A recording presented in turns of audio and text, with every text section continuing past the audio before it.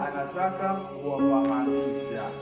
Kwa hiyo kumbe mjinga ni mtu ambaye anataka kujifunza. Hivyo kila binadamu ni mjinga, kila binadamu ni mjinga, kwa sababu you are not perfect, you want to learn every day. Na hapa huko unajifunza, maana yake haujui kitu fulani. Kwa hiyo anaposema mjinga sio tusi. Haya, twende kwa hiyo mpumbavu. Mpumbavu yeye alipofika akamwambia wapumbavu wote. Kumbe huyu alikuwa anamaanisha kwamba hawa hii jamii walikuwa hawataki kubadilika. Wameelekezwa kwamba fanya hivi, lakini bado wanafanyaje? Wanafanya hivyo hivyo. Ndio maana alikuwa anasemaje? Wapumbavu wote.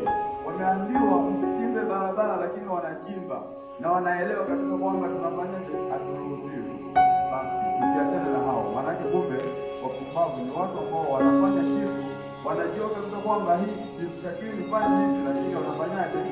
Wanafanya. Kwa hiyo mpumbavu ni mjinga, sio tusi.